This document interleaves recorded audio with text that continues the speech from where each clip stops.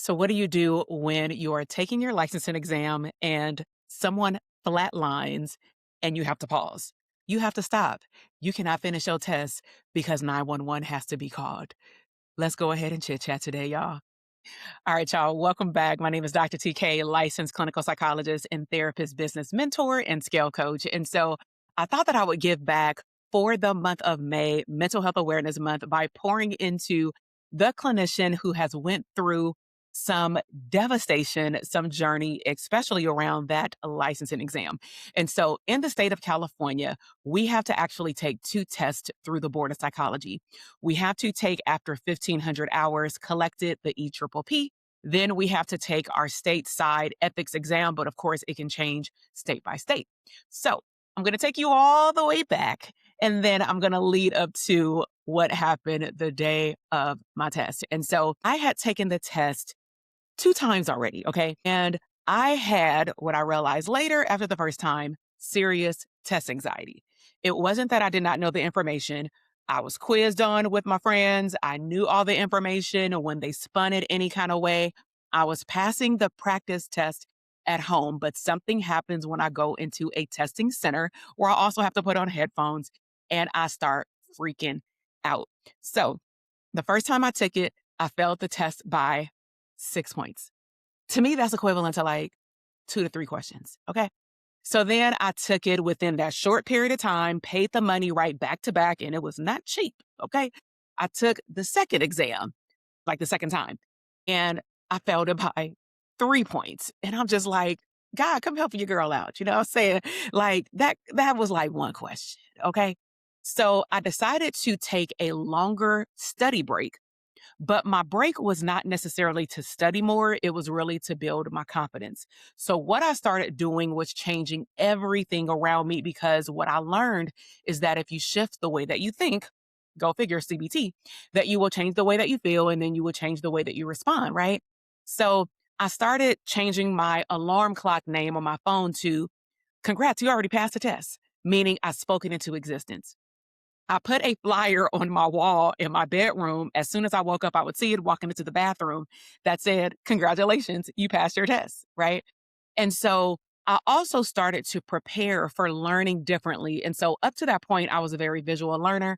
But during the licensing exam, there are certain study prep material in which you will have to listen, auditory learning, such as like an audible book. And so while I was consuming the audible book, I found that what was most helpful was the test taking strategies.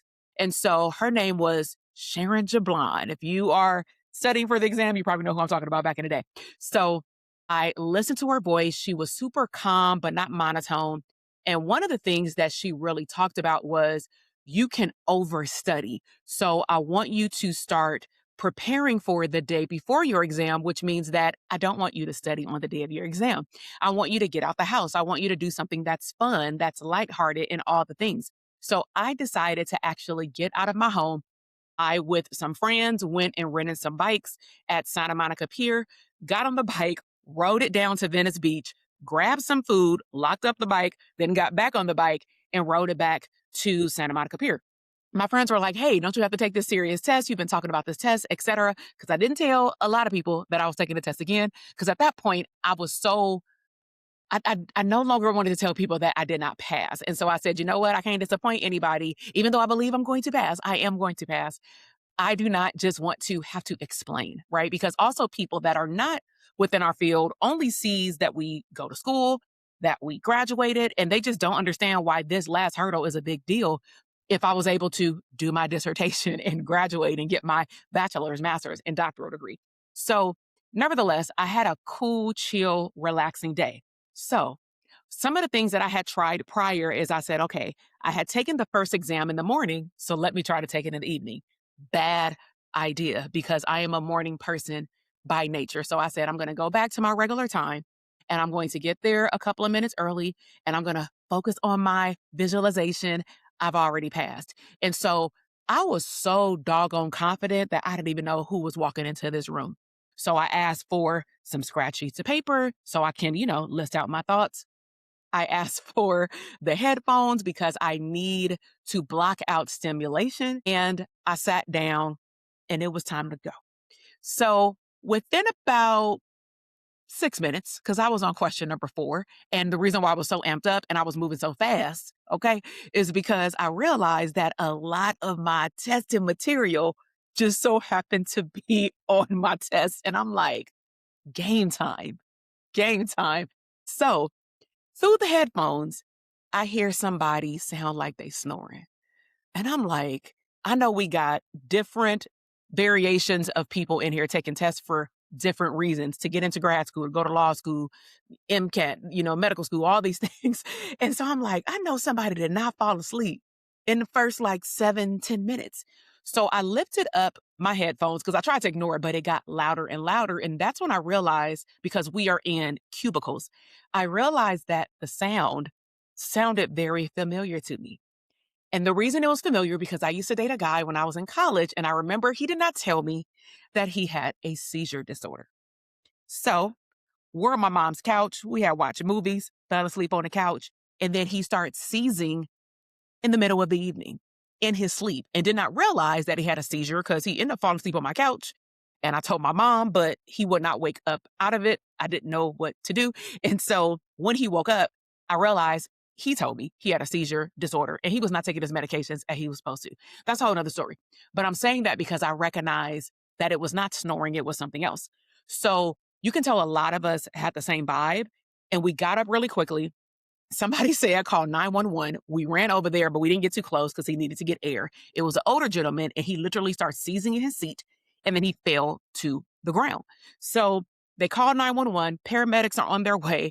And then the first thing that comes into my mind after they got this situated when 911 was called, I said, hey, what do we do with our tower, meaning the desktop back then? Because I know that the timer is still going, and I'm sure that these testing people who run the center don't know what to do either if we run out of time when we're taking our test. So everybody start freaking out like, oh my gosh, yes, what do we do? What do we do? So the center people said, "Oh, go run and power down the towers to the desktops and it will pause your test." And we all looked like, are we going to lose our data? And they were like, no, it's going to pause it, I promise. So we quickly ran over, and we had to leave that area anyway because paramedics had got there. So we all powered down our tower, but we didn't leave the room. There's nowhere we could go unless technically we're going to forfeit our test, because they did not know what to do in that moment. Like, no one knew what to do. So needless to say, I'm sitting there watching and I'm freaking out, but I'm not freaking out, right? And make sure you stay until the end, because I'm going to tell you how this loops in with something that I realized about myself and me being exposed to certain things while growing up in Compton. Okay, so they try to wake him up for about, no lie, 10 minutes. 10 minutes is a long time when somebody's non-responsive. They do the compressions. They do the electric stuff, right? Nothing. The guy's flatlined. And I'm just like, oh my gosh. Like, who wants to witness this in this atmosphere? Like, that's a double no, right? So after about 20 minutes of them also trying to find a pulse, and I'll, just pause the gory details at that point, they put him on a gurney. They will him out because they cannot resuscitate him. But I think they were just trying to remove him clearly from the environment, and he just wasn't breathing when they left. So he was limp. I don't know what happened because we don't know who he is, but they let him go. So we're all standing up because about 15 of us don't know what to do at that point. Like, do we continue to take the test, and how will that affect our mood, our ability to focus? So what the testing administrators did is they said, hey, don't leave the room because you technically can't, go back and forth in a room or not. So if you could just sit at your chairs, or you can stand up if you would like, or you can go in this one area, get some water and take a break, go to the bathroom, but do not leave the building. We need to call administration to see what we're supposed to do. So within maybe 10 minutes, they come back into the room and they say, okay, you have two options. We know that this is a traumatic experience. So you can either A, leave, and no penalty, of course, you can come back and take your test on another option that we have on the calendar, or you can stay and we can give you some buffer time if you need a break. And then when you're ready to start, we can start back up your computer and then you will pick up where you left off. No time lost, right? And they said, for the convenience, even though they didn't have to do this because clearly it was not their fault, They end up giving all of us like a lunch gift card or something like that. So immediately when they said, we can still take the test, automatically my brain went to fight or flight response when it relates to tests. Sounds weird, right? So I ran to the computer. I took the test. I was done in record time. And I still believe that I did doggone well. So back then, we didn't get immediate results. So went home, went about my business, went to work and all the things, got the test results. My score went up like 54 points. That is statistically unheard of. Right. So I didn't know what to think of it because typically your scores may go backward. They may inch up a little bit. Like I said, I had failed it by 3. Then I failed it by 6. Then I failed it by 3, which is to me equivalent to 1 question. So the fact that it surpassed whatever the minimum is for me to get to 54 points, I could easily say, okay, well, I was more prepared. My positive, mentality paid off, but I felt like something more was to the story. Okay. So then I was actually working postdoc in a victims of crime program part-time while I was also working at another part-time job at a school setting because I needed to figure out a creative way to collect these other 1,500 hours post pre-doc. Because what I did not mention that was also traumatic is that I had graduated during the market crash in 2009. So your girl couldn't find a job. I was in LA and I had to move back to up north where I had just moved back from, right? To go to grad school. So I moved back up there because I had an opportunity to work at a past site that I had did a practicum program at. And they actually had gotten approved for more funds and they needed someone to come in to do a program development around ninth graders who have below a 2.0, who were failing, who can create a linkage program and provide them with mental health referrals right up my alley, right? If you know anything about me, check out my YouTube channel and my podcast. But I'm real good with program development and especially at schools and building relationships. So I came in, but I needed to make sure that I can get my hours in a year. So I picked up part-time at Victims of Crime.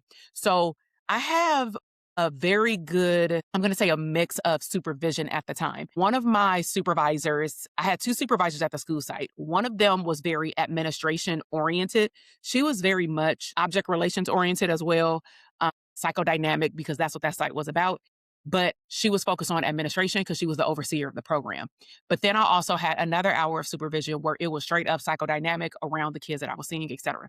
Then for victims of crime, the guy I had was heavily like psychodynamic as well. Now, I loved psychodynamic work because it helps you understand how the person or how we become the people that we are. And then, of course, you can use other strategies and things to get the client to open up and work through whatever they got to work through, right? So the supervisor at the Victims of Crime program, he's also into research, and he had also knew that I had recently submitted an article to one of the affiliations, and I was published in a article related to my dissertation topic. So he knew that I like to write. So he said, have you ever thought about writing an article on what happened? And I'm like, why would I do that? Let's just talk about these cases. And he said, no, like, have you ever thought about what happened in your brain as it relates to a trauma response, Takesha? And that's the first time I had really thought about it within 30 days of it happening, but I kind of still brushed it off. I knew that he was up to something, but I honestly didn't know what to do with it because he was so psychodynamic. He just more posed it with a question, and then I was supposed to kind of like take over. So I kind of sat there and then we talked about it a little bit. And I was like, I'll think about it, but I really wasn't in the mood to write an article about it. To be honest, I wanted to forget that it happened. I just wanted to enjoy that I passed my exam. And then he had highlighted statistically, your scores are abnormal. And I just ask that you think about what happened with you that helped you pass the exam that day beyond test strategy and mindset, Takesha. And I'm like, you're right. I'll think about it, right? So we proceeded. He would bring it up here and there. So fast forward, couple of years later, hindsight 2020, right? So I am sitting or standing in front of a college for undergrad at a community college back in LA. And I'm teaching there part-time 2 classes a semester. I always teach Psych 1. So every single semester I would be teaching Psychology 1, intro for general ed for anyone who wants to become familiar with psychology, including if that's your major. But then I would rotate between when it was allowed, introduction to substance use. I would also teach biological psychology. I would also teach abnormal psychology plus a mixture of a few other classes. And so while we were on the chapter, because I like to give case studies of trauma, we're talking about the fight or flight response. And I'm telling the students about another case study. And then I paused in the middle of my lecture and they can tell my brain went somewhere else. And they were like, yo, you all right? You all right? Because I kind of like dazed off. And I was still there, but my brain was processing what that clinical supervisor had told me related to trauma in my brain. And it wasn't until that moment, because I was giving them a case study of juvenile corrections and working in the community and what happens when these kids are exposed to trauma and how that shapes their reality. I realized in that moment, that was such a big aha moment. I realized in that moment that one of the reasons that's a high probability of me passing that test is because I do very well in terms of performance, academics, and even business when I might be in a fight or flight response. Hear me out.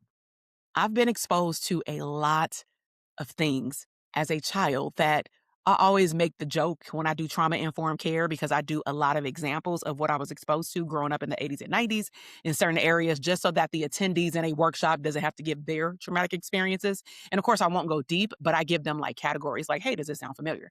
And one of the things that I joke about is if my mom were to ever sit in one of those workshops, I don't know if she would be in tears or in sadness, for the simple fact that her only child has been exposed to so much from an early age of 7 into her 30s. And I'm specifically talking about community violence, not just on my block, but in places where I've been, where I go out, where I hang out, people I associate with. I've heard and seen a lot of things, and I amaze myself when I look back at kids like myself that are now adults that grow up in these neighborhoods, and they are so resilient. Like, are you resilient based off of things that you've been exposed to? And it doesn't have to be community violence, but any form of trauma, because you should be damn proud of yourself that you are so resilient. So when I think about that test, what that triggered for me is a fight or flight response. And most people may think fight or flight means like freeze or flee. Well, I froze initially because I didn't know what was going on, but my heart rate started going up. And I did not want to flee. Mine is more in a state of, like I said, resilience, in which I want to go harder. Like, I need to finish up so that I don't have to do this no more. And in that moment of that college class, I realized that's when trauma, it sounds weird to say, actually worked in my favor. Because sometimes we're so relaxed in our relationships, in our finances, in our business, in our careers, being a partner, being a parent, and all of these other areas of life. We're so content and so comfortable that sometimes the reason why you're not performing the way that you ideally see yourself and the outcome of you reaching your goals or intentions is primarily because you're trying to reach your desires out of a state of chill mode. And I'm not saying that that's a bad thing. I don't want you or I to be stressed out when we are making decisions, when we are working towards something. I am not embracing the hardcore old school hustle culture, but I am asking that you get to know yourself and that you understand why you may perform at high peak states versus others. And it may not be because you a procrastinator. I'm not a procrastinator, but I've heard people say that, like, that's just the way that I am. But I believe that there is typically more to the story than that, right? So I wanted to share that on one hand, to share with anyone who has had trouble passing the exam.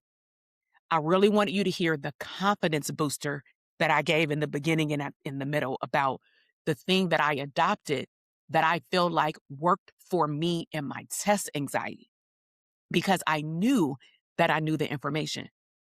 But the second part is I also want you to be able to understand that when you are making decisions for different parts of your life or your career, that sometimes things are not panning out simply because you too relaxed and you're too comfortable.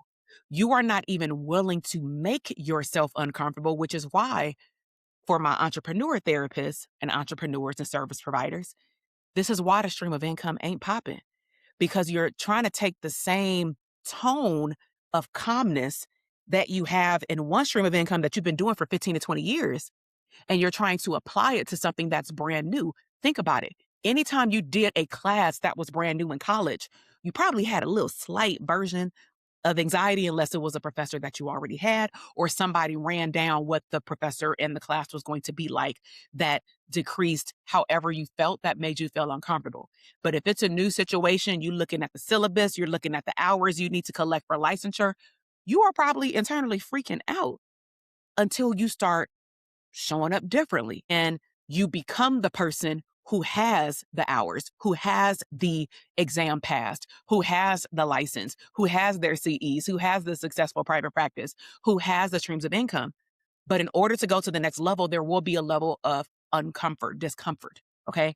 So let me know what was your biggest takeaway from this storytelling chit chat for Mental Health Awareness Month, because we touched on two topics, which is mindset and also trauma.